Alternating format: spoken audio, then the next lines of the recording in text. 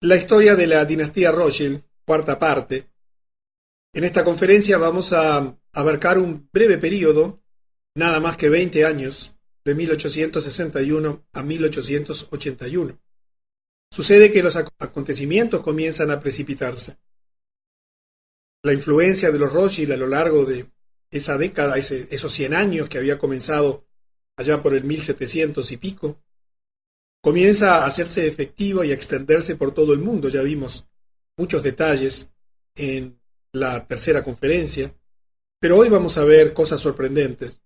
Están afectando tu vida hasta el día de hoy y que una vez que las conozcas seguirás agregándole piezas a ese complejísimo rompecabezas que es la historia moderna, donde somos testigos presenciales de algo extraordinario.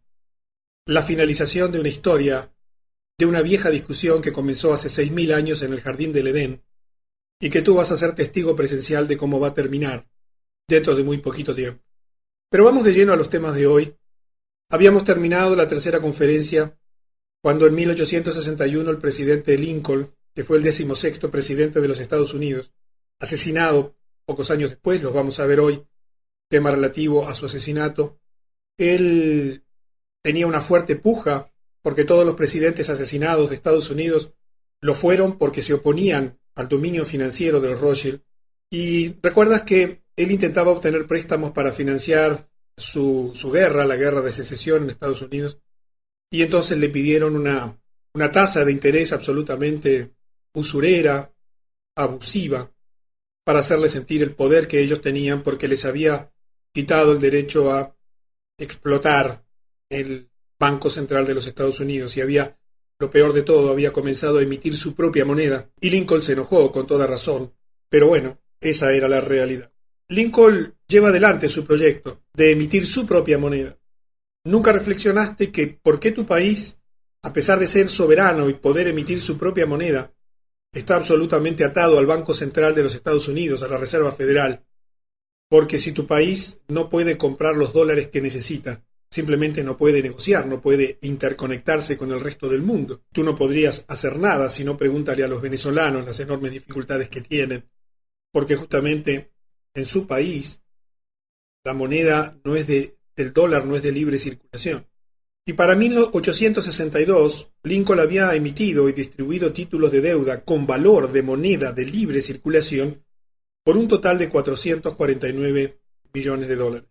Él dijo: le dimos a la gente de esta república la mayor bendición que ha tenido, su propio papel moneda para pagar sus propias deudas. ¡Qué afirmación impresionante! ¡Qué verdad! ¡Qué fácil sería para todos nuestros pueblos si la emisión de nuestra moneda fuese una bendición! Ya no lo es más, porque todos nuestros países, como te digo, son absolutamente dependientes de toda una hegemonía que se ha ido tramando, desarrollando a lo largo de los siglos. En ese mismo año, The Times, de Londres, publica una historia que contiene la siguiente declaración: si esa astuta política financiera, se estaba refiriendo a lo que estaba haciendo Lincoln en Estados Unidos, que tiene su origen en la República de Norteamérica, se llega a consolidar, entonces ese gobierno podría proporcionarse su propio dinero sin costo alguno, y por tanto podrá pagar sus deudas sin endeudarse. Tendrá todo el dinero necesario para llevar a cabo su comercio y se convertirá en próspero, más allá de cualquier precedente en la historia de los gobiernos civilizados del mundo. El cerebro y la riqueza de todos los países iría a América del Norte. Ese gobierno, finaliza el artículo, debe ser destruido o destruirá todas las monarquías en el mundo. De Estados Unidos partía una luz de esperanza, un brillo para la humanidad, la posibilidad de liberarse de las deudas, con el simple expediente de emitir su propia papel moneda, su propio papel moneda, y no estar dependiendo de bancos privados que lo emitían y endeudaban al gobierno y por tanto al pueblo. En 1863, un año después, el presidente Lincoln se entera que el zar de Rusia, Alejandro II, tenía problemas con los Rothschild porque estaba enfrentando las presiones de estos para crear un banco central tal como lo habían hecho en Estados Unidos. Y el zar se negaba sistemáticamente a los continuos intentos de los Rothschild de imponer un banco central en Rusia. El zar, en esa relación que comienza a crear con Lincoln porque estaban enfrentando un problema común, el enfrentarse al imperio financiero de los Rothschild, le da al presidente Lincoln una ayuda inesperada. Dio órdenes que si Inglaterra o Francia llegasen a intervenir activamente en la guerra civil estadounidense, ayudando a los del sur, entonces Rusia consideraría esta medida una declaración de guerra y se pondrían del lado del presidente Lincoln.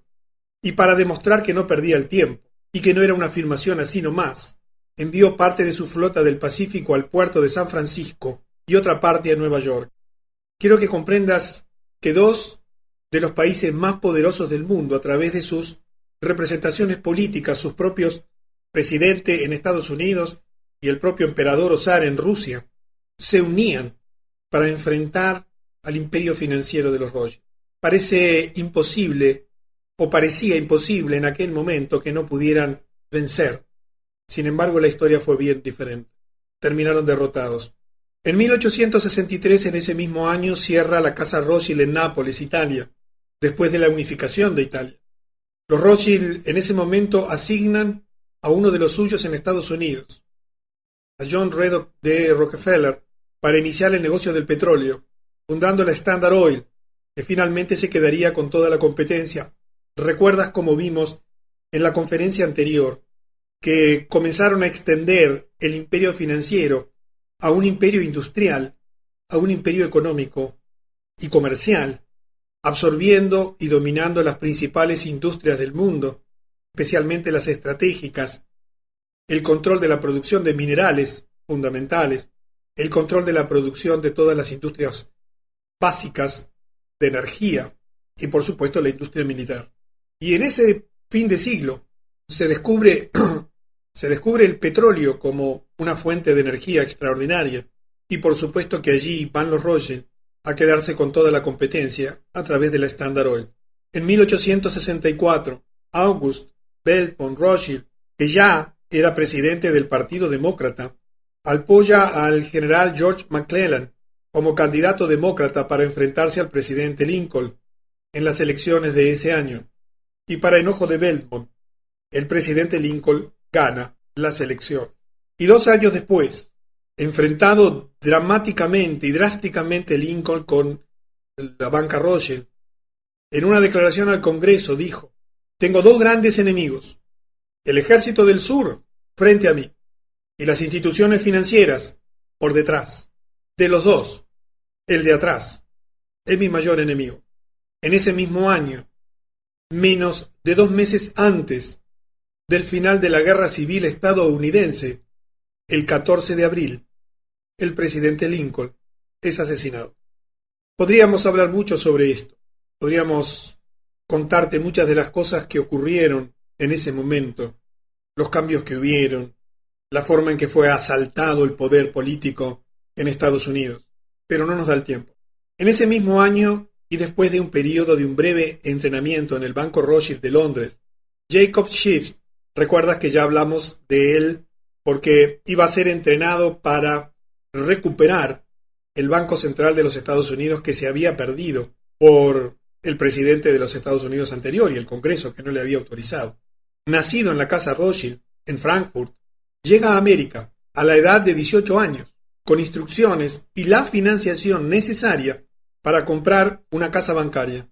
Su propósito, instruido obviamente, era llevar a cabo las siguientes tareas, y yo quiero que prestes atención especial a lo que te voy a contar ahora, porque en la medida de que avanzaba la historia y que iban adquiriendo experiencia, conocimiento y poder, comenzaban a afinar los instrumentos políticos, sociales, económicos, militares y de todo tipo para llevar adelante, año a año, lustro a lustro, década a década, centuria a centuria, sus programas. Primero, obtener el control del sistema de dinero de Estados Unidos mediante el establecimiento de un banco central. Recuerda que estábamos ahora en el periodo intermedio en el que habían perdido el dominio del segundo Banco Central de los Estados Unidos y tendrían que esperar hasta 1913, cuando se crea la Reserva Federal, que actualmente gobierna el mundo entero, desde el punto de vista financiero y económico. Segundo, quiero que te recuerdes también que estas cosas son documentos escritos. No te estamos diciendo nada que no se pueda probar y demostrar. Está escrito en sus propios documentos. Segundo, encontrar hombres atractivos. La palabra en inglés que se utiliza aquí, que traduje por atractivos, son hombres sexualmente atractivos. Hombres atractivos físicamente, que por un precio estuviesen dispuestos a servir de lacayos de los Illuminati, promoviéndolos en lugares altos en el gobierno federal, el Congreso, la Corte Suprema y todas las agencias federales. Eso sucede hasta el día de hoy, ininterrumpidamente. Crear grupos minoritarios, antagónicos y belicosos por todas las naciones, sobre todo buscando dividir en aquel momento a los blancos y a los negros en Estados Unidos. Crear un movimiento para destruir la religión.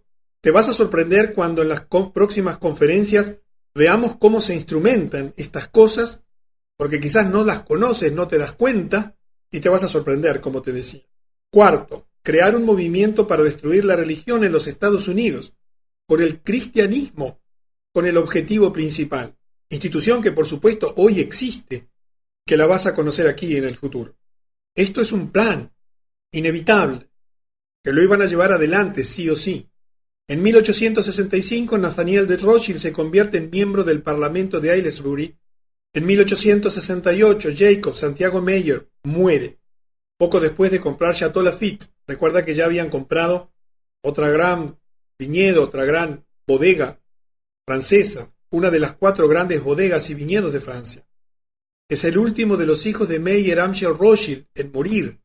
Recuerdas que este hombre Meyer fue el que inició toda esta historia y él había tenido varios hijos y muere el último de sus hijos en este momento.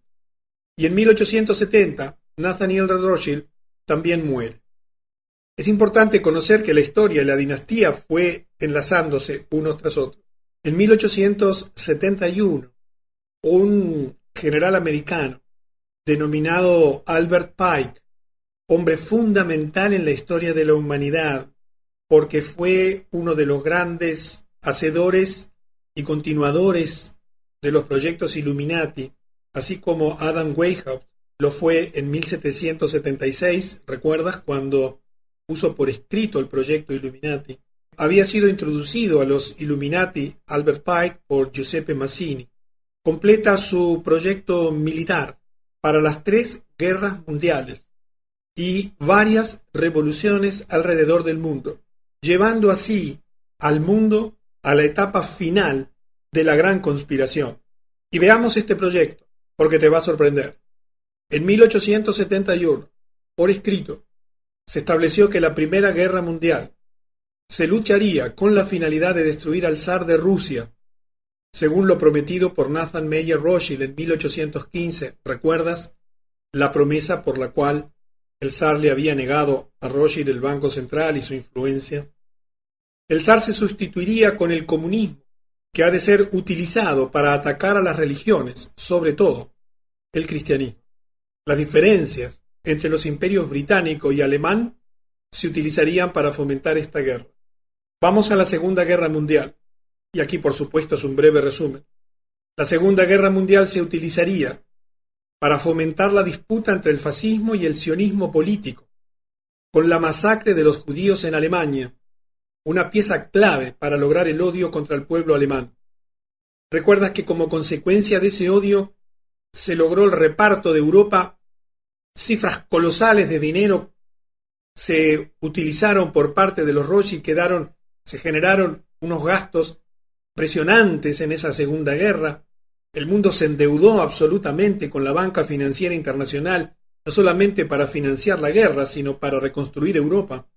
Y de ese modo se lograba, a través de la guerra, más dominio y control financiero del mundo. Este diseño se realizaba para destruir el fascismo, creado por los Rothschild, y aumentar así el poder del sionismo político. Esta guerra también era pensada para aumentar el poder del comunismo a un nivel que igualaría al de la cristiandad. Quizás te sorprendan estas afirmaciones, pero lo que más te va a sorprender es lo que viene a continuación, la Tercera Guerra Mundial. La Tercera Guerra Mundial se produciría, fomentando el odio del mundo musulmán por medio de provocar continuas peleas unos contra otros entre el mundo islámico y los políticos sionistas. Mientras esto sucede, el proyecto era que las demás naciones se verían obligadas a combatir dentro de sí mismas, en un estado permanente de agotamiento mental, físico, espiritual y económico. Yo te decía en la invitación de esta conferencia, si tú no ves esto en tu país, agotado tu país y el nuestro, donde yo vivo, en un permanente esfuerzo por sobrevivir, a pesar de que en tu país hay inmensos recursos naturales, como lo hay en el mío, peleas continuas, discrepancias, narcotráfico, violencia, dependencia económica, endeudamiento generalizado, han hecho vivir a los gobiernos hoy en día en un estado permanente de agotamiento mental, físico, espiritual y económico.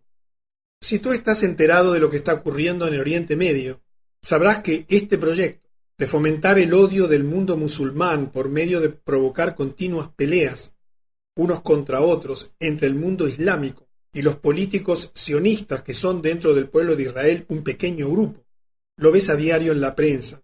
En este mes de septiembre hemos comenzado a ver el cumplimiento de una de las últimas profecías bíblicas más importantes que hay.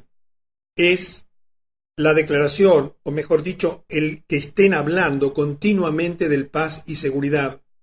Cuando los apóstoles de Jesús se reunieron con él en el Monte de los Olivos enfrente a Jerusalén y le preguntaron a él cuándo serían estas cosas de las cuales él hablaba, las señales del fin, entre otras dijo, cuando ellos estén hablando de paz y seguridad, destrucción repentina les sobrevendrá y allí comenzará lo que en la Biblia se denomina la Gran Tribulación. En este momento, los árabes e israelíes, liderados por el gobierno de los Estados Unidos, se están reuniendo cada 15 días y todo el tiempo están hablando de paz y seguridad exactamente como la profecía bíblica. El día 15 ahora de este mes, de septiembre, comenzó la segunda ronda de negociaciones liderada por Hillary Clinton, que no sé si sabes que es la primera amazona, la primera masona de los Estados Unidos. Y verás cómo esto comienza a ubicarse en los grandes titulares de la prensa internacional. El proyecto es que dentro de este año próximo, antes de septiembre del año 2011, van a terminar con el acuerdo de paz y seguridad dividiendo Jerusalén. Y cuando eso ocurra, te vas a asombrar de lo que va a ocurrir en la historia del hombre. Y si tienes dudas, pues lee la Biblia, que allí está escrito hace muchos siglos, todo lo que hoy está ocurriendo. En 1871, el 15 de agosto de este año, Albert Pike escribió una carta, actualmente catalogada en el Museo Británico, a Giuseppe Mazzini, en la que señala lo siguiente, pero antes de ir a ello, quiero comentarte de que las cartas de Pike anteriores, ese proyecto, está en el Museo Británico y el Museo Británico niega su existencia, pero existen muchos documentos probatorios de su existencia. Digo esto porque quizás encuentres información de que el Museo Británico niega tener esas declaraciones, ese escrito de Pike del año 1871 que recién habíamos mencionado. Pero esta carta sí está catalogada y pública.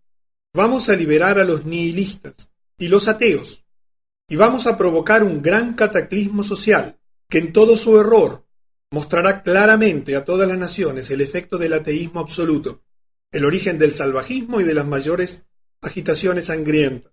Entonces, en todo el mundo, los pueblos se verán obligados a defenderse contra la minoría mundial de revolucionarios, buscando exterminarlos como destructores de la civilización. Así, las multitudes desilusionadas con el cristianismo, cuyos espíritus quedarán a partir de ese momento sin dirección y liderazgo, ansiosos por un ideal, pero sin el conocimiento de dónde enviar sus mensajes de adoración, recibirán la verdadera luz a través de la manifestación universal de la pura doctrina de Lucifer, que se llevará finalmente a la luz pública. Una manifestación que derivará en un movimiento general reaccionario, que continuará a la destrucción del cristianismo y el ateísmo, ambos conquistados y exterminados al mismo tiempo. No sé si adviertes que el proyecto Illuminati es un proyecto en el fondo religioso, que utiliza el dinero y el poder material para instrumentar la adoración al diablo, literalmente. creando primero el ateísmo y fomentándolo, quitando a Dios de nuestras escuelas, como lo hicieron en 1950 y pico en los Estados Unidos, fomentando la descreencia en Dios, aumentando el satanismo y la adoración del diablo en el mundo entero, que lo ves a diario en la televisión permanentemente. La mayoría de los dibujos animados que ven nuestros hijos son demonios dibujados. Y quiero que escuches la siguiente declaración que hizo Albert Pike. Esto está escrito, documentado. Pike, habiendo sido elegido como soberano, gran comendador del rito escocés de la masonería en el sur de Competencia en 1859, era el más poderoso masón en Estados Unidos y se mantendría en el cargo durante 32 años, hasta su muerte en 1891, un hombre principal en la historia de la humanidad. También publicó un libro sobre el tema en 1872. Un libro está publicado, titulado Moral y Dogma, del antiguo y aceptado rito escocés de la masonería, en la que ingenuamente afirma lo siguiente. Lucifer, por supuesto, no sé si sabes, es el nombre del diablo, ¿verdad? Satanás, o Lucifer, el portador de luz. Extraño y misterioso nombre para dar al espíritu de la oscuridad. Lucifer, el hijo de la mañana, es él quien lleva la luz y con sus esplendores intolerables ciega las almas débiles, sensuales o egoístas. ¿Qué más decirte? Está escrito, no hay mucho para agregar. Con el correr de las conferencias vas entendiendo el desarrollo y el rompecabezas general, y esto choca con tus creencias y con tus conocimientos y te puede sacudir, pero es la verdad. En 1872, antes de la muerte de Giuseppe Mazzini, que ocurre en este año, él crea otro líder revolucionario. ¿Recuerdas que una de las estrategias era crear revoluciones, grupos de revolucionarios antagónicos y belicosos, llamado Adrián Lemmy, su sucesor? Lemmy sería luego sucedido por Lenin y Trotsky, y luego por Stalin. Las actividades revolucionarias de todos estos hombres fueron financiadas por los Rothschild. En 1873, extendiendo el imperio industrial, las deficitarias minas de cobre Río Tinto en España son adquiridas por un grupo de inversores extranjeros, incluyendo a los Rothschild. Estas minas representaban la mayor fuente de cobre de Europa. Yo no sé cuáles son tus creencias políticas. No sé qué piensas políticamente. Solo te puedo decir que estos son hechos objetivos y reales que tú puedes identificar e investigar. Y que en el ebook que te vamos a proporcionar al final de la serie de conferencias tendrás la bibliografía en la cual confirmar la veracidad de todas estas afirmaciones. Por supuesto, bien ocultadas, bien disimuladas, bien distorsionadas, en base a la información oficial, entre comillas. En 1875, el 1 de enero, Jacob Schiff, ahora hijo político de Salomón Lev, después de casarse con su hija Teresa, toma el control de la casa bancaria Kuhn, Lev & Co. y continúa con la financiación de la Standard Oil Company de John Rockefeller, del imperio del ferrocarril de Edward Harriman, ¿recuerdas? Y del imperio del acero de Andrew Carnegie. Todo esto es con el dinero de Rothschild. A continuación, identifica a los banqueros más grandes de América en ese momento. J. P. Morgan, que controla Wall Street, como hasta el día de hoy, los Drexel y los Beatles de Filadelfia. Todos los demás banqueros o financistas, grandes y chicos, bailaban con la música de estas tres grandes casas bancarias. Schiff luego induce a la rama europea de los Rothschild para la creación de las filiales europeas de los tres grandes bancos. Por eso, si estás en Europa, existe la banca Morgan allí, en el entendimiento de que Schiff y por lo tanto Rothschild sería el jefe de la banca en Nueva York y por ello en todos los Estados Unidos. 1875.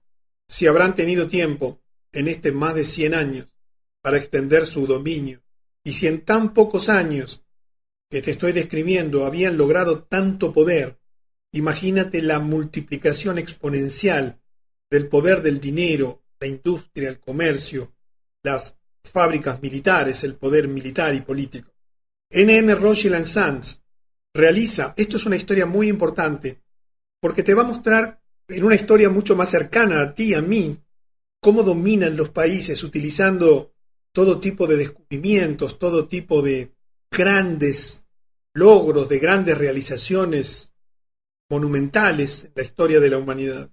N.M. Rothschild & Sons realiza una emisión de acciones para recaudar capital para el proyecto del túnel que uniría a Francia con Inglaterra, con la mitad de su capital procedente de la empresa Rothschild. Recuerda la compañía que habían fundado en Francia allí para crear el ferrocarril del Camino del Hierro del Norte. Y ese año, Lionel de Rothschild también le presta al primer ministro Benjamín Disraeli el dinero necesario para la financiación de la compra por parte del gobierno británico de las acciones sobre la Compañía del Canal de Suez, de Said Khedive, que era el virrey de Egipto. Esto se hizo porque los Rothschild necesitaban esa vía de acceso que se realizaba por un gobierno que era controlado por los ingleses, para así utilizar ese gobierno militar protegiendo sus grandes intereses comerciales en el Oriente Medio. Y escucha la historia de lo que se vivió en Egipto como consecuencia de esta situación.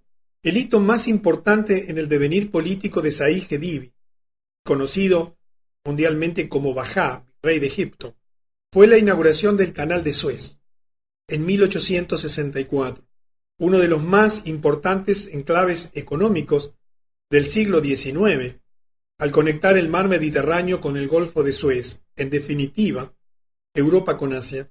A pesar de ese triunfo, el empeño que puso Bajá por mantener a Egipto dentro del proyecto, pues corría el riesgo de que todos los beneficios fuesen a parar a Gran Bretaña y Francia, los otros socios, acabó por quebrar las ya de por sí frágiles reservas económicas de Egipto. La deuda pública de Egipto se devaluó un 30% en el período en que Bajá estuvo al frente del gobierno egipcio, lo que provocó el estallido de un violento movimiento nacionalista dirigido por el coronel Arabi Pasha. Como medida para sofocar esa revuelta, Bajá cometió un error decisivo para su propia carrera política y para el devenir de su país. Vendió a Gran Bretaña, entre comillas, porque en realidad el dinero no era de la Gran Bretaña, era de los Rothschild, gran parte de las acciones egipcias de la Compañía del Canal de Suez, con el fin de obtener dinero con que pagar a sus tropas. Evidentemente, aunque el dinero llegó a Bajá, quien se mantuvo en el poder, hipotecó el futuro de Egipto en manos británicas.